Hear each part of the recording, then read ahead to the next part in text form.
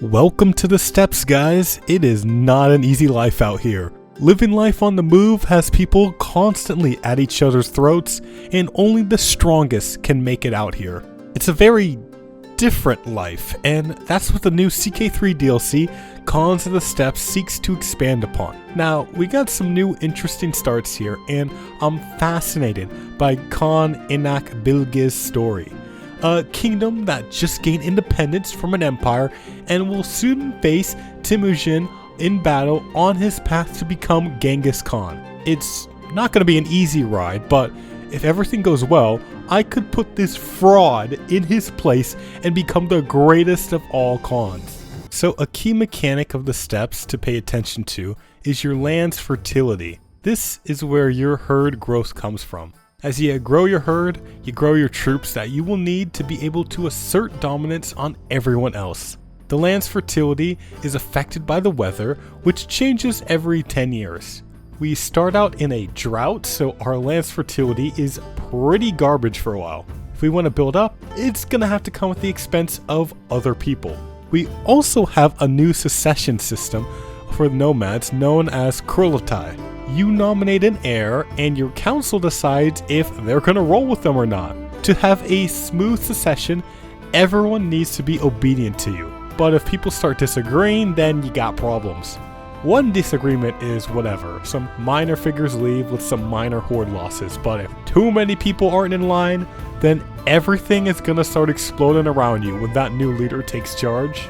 They added some new music to enjoy while you're playing in the Steppes, and when I was first listening to it, I was impressed. These songs are pretty good.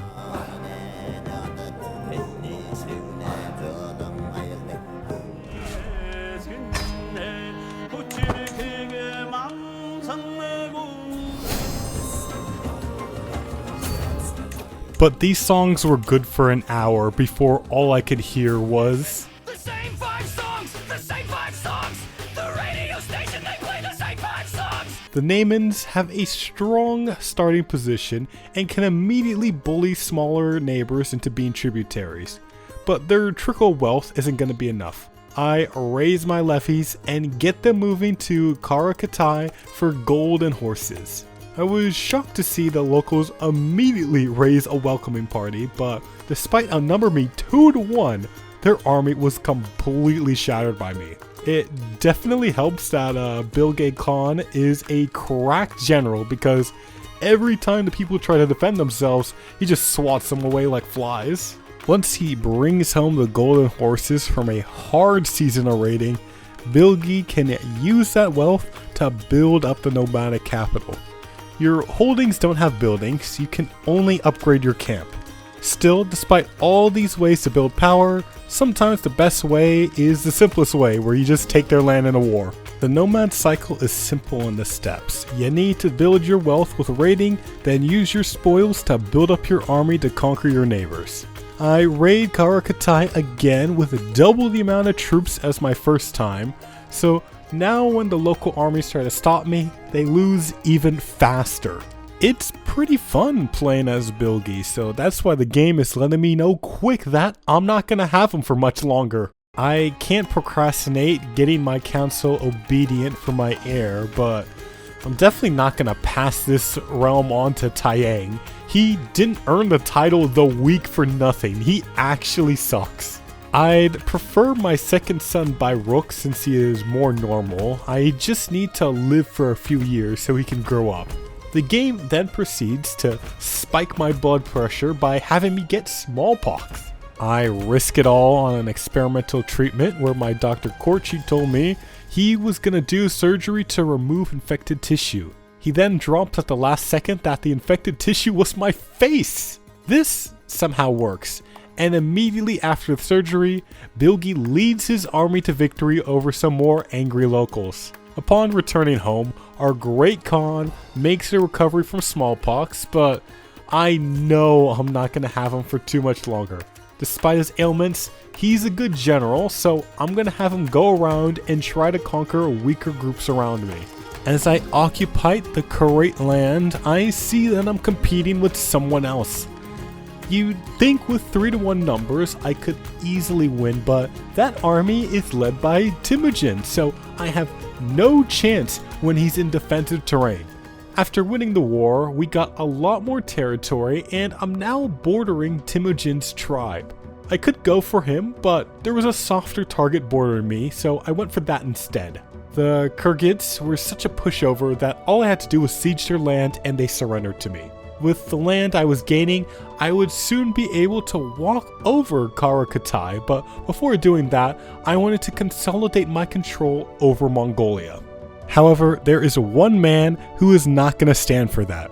Temujin, despite having barely over half my army, declares a humiliation war against me.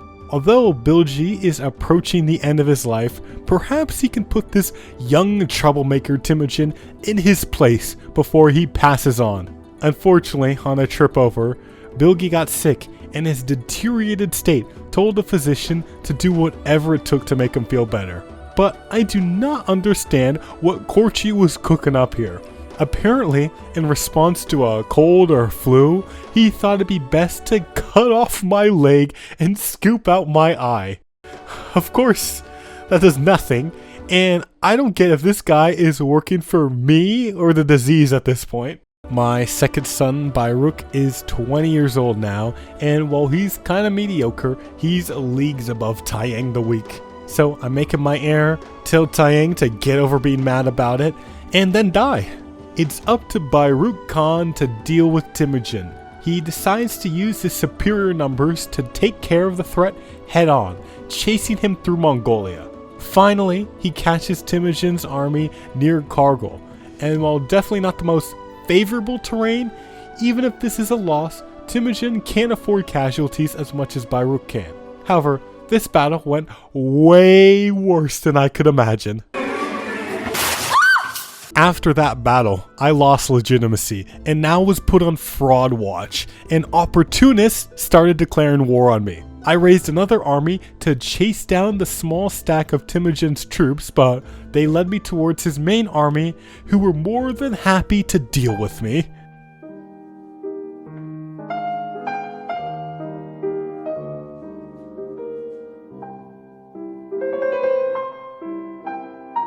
At that point, I just accepted I wasn't beating him, and surrendered so I could focus on other people, and of course gain strength for our next showdown.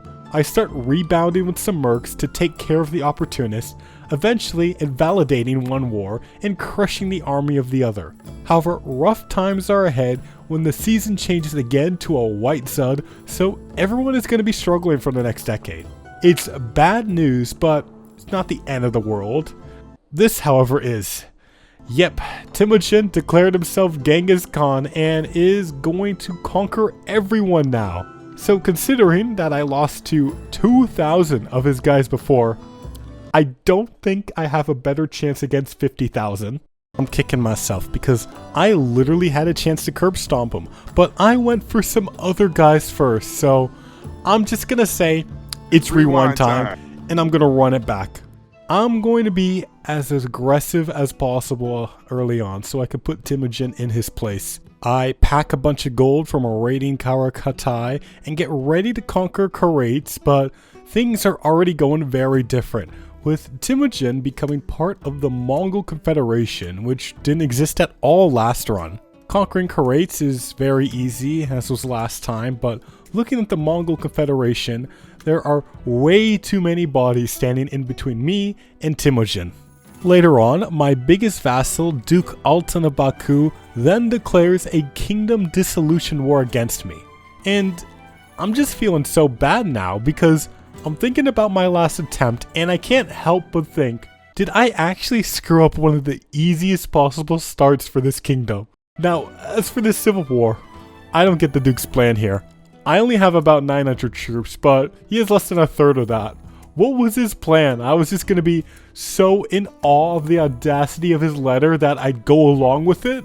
So after that war, I strip all his titles except for one because despite him rebelling against me, the people think I'm going too far by making him unlanded.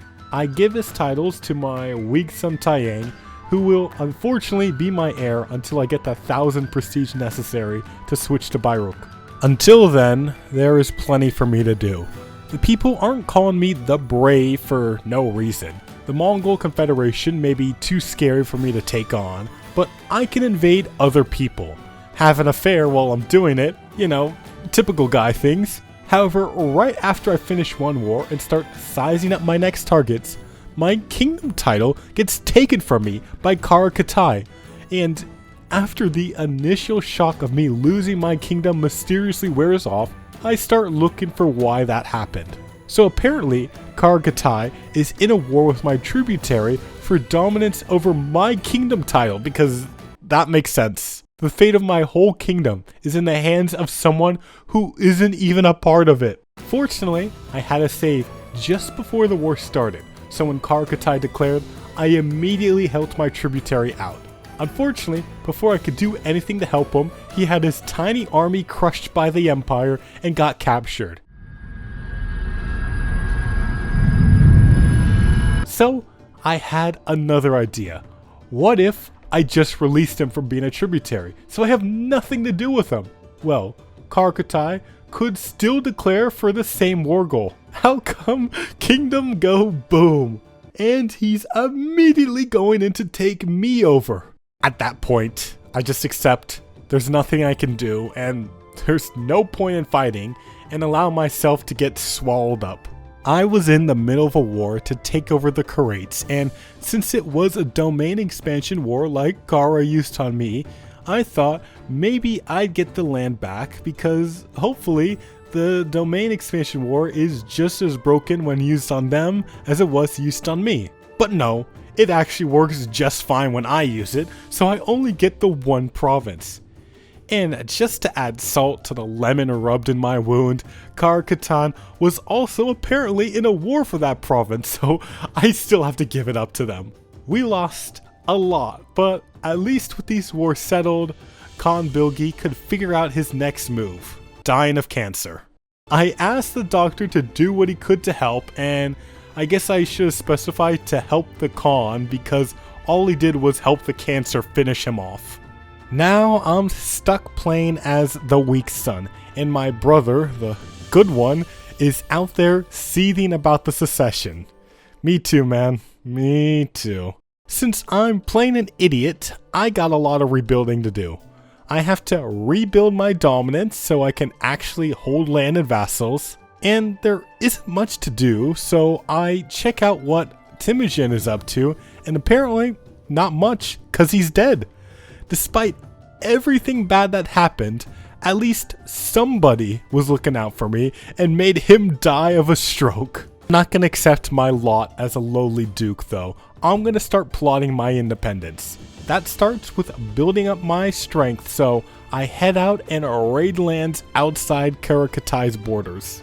My troops bring back a great haul, and I work on getting my prestige up through a hunt. But while I'm doing these simple tasks, my liege Kagan Zilugu edges closer to becoming the greatest of all Khans. He declares another dominance and expansion war over the kingdom of Hinjan.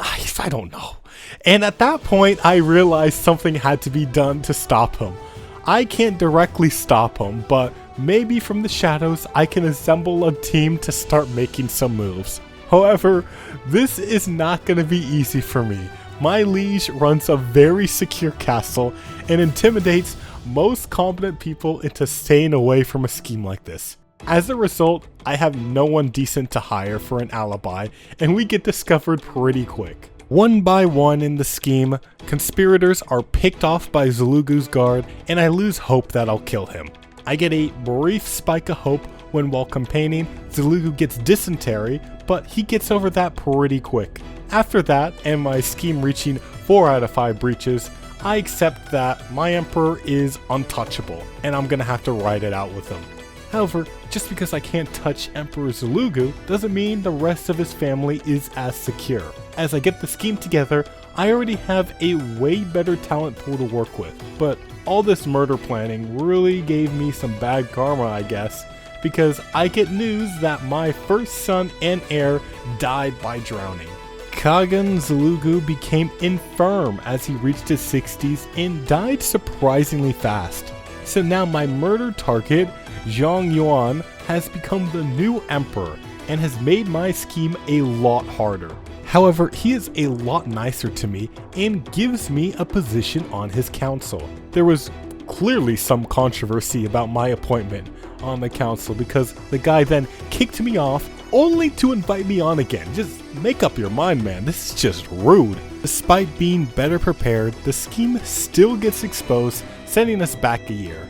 However, I hire some new talent that will make this go a lot smoother from that point. Zhang Yuan tries to buy my loyalty, but I leave him on red. After I get a good event, I'm ready to go through with my scheme and luck is on my side. Kagan Zhongyuan is successfully poisoned and nobody knows I'm the guy behind it. Because me and the other counselors weren't obedient, the entire empire fell apart, so I'm independent again. Taiyang had done it. He avenged his father. Bilgi may have not been able to resist that empire, but Taiyang had successfully killed it from the inside. Now with his freedom reclaimed, Taiyang sought to dominate the Nomad Khanate to get back his father's kingdom title. Unfortunately, in Steppe country, you can't just create a title. You have to kill everyone within that de jure territory and make them submit to you. Now, Taiyang may seem outnumbered, but he had help from another formerly subjugated kingdom and friend. But sadly, Taiyang was not going to be enjoying his freedom for long, and became infirm at 59 years old. Are you kidding me? I guess the weakness is catching up to him. I try to straighten out my succession, but it's actually bugged out. My daughter, who is married off to another noble, is being counted as a dissenting voice against my heir. Then, within 4 months of becoming infirm, Taiyang dies from weakness, I guess. His heart just had enough of life. So my daughter cost my son Jaka some court members, and now my ally, I don't know, is under attack, so they're sending all their troops back to defend themselves. Taiyang dying invalidated my war to dominate the King of Nomad, so I decided to go south to help my ally since I need them strong to help me. I start regretting that when I got the Mongols declaring war to subjugate me and take my land, while my ally stands by and watches my army get stack wiped. All these bad things happen at once is just too coincidental. Somebody is doing something to ruin my game. I know it. I just can't prove it yet. I rebuild my army, but I can't do anything with it. I'm defending in the mountains with similar numbers, and I'm still getting crushed. I'm in 3 different wars, and they are all kicking the shit out of me. I hate it here. I get my herd stolen, I lose all my wars, and I get exposed as an adulterer, and I don't even remember trying to cheat on my wife. All of this has happened, and we're only 2 years into Jaka's rule. His father's work has been completely undone, and he is now a subject of the Mongol Confederation. He finally gets a single W when some Tengri zealots revolt, and he crushes them. Unfortunately for Jaka, this would be the high point for his reign. You know how I said somebody had it out for me? Turns out I was right.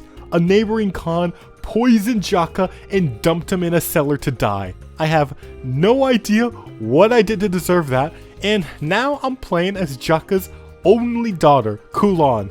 With everything that was going on, I didn't think to straighten out my succession, cause there was no way I'd die in my 20s, right? Clueless. So here I am, High Chiefess Kulan, a 6-year-old girl and the last member of my dynasty. Remember, my original plan with this campaign was to go for the greatest of all Khans decision and get the achievement, but clearly that's not happening with me getting set back to step 0 with every new ruler, so I'm calling this run here. I hope you guys enjoyed watching me fail at least. Remember to leave a like if you enjoyed, and you know what, if you want me to give this another try to snub Genghis and become the greatest of all Khans, if we hit 8,000 likes, I'll do it again in another video. Shout out to my alumni on Patreon supporting me and helping me focus on high quality content for y'all. These videos take a while to make, so if you can, please consider helping me out on Patreon. It helps a lot. That mega campaign is slowing me down way too much, but don't worry. May's gonna have a lot more content for y'all, so see you soon. Bye-bye!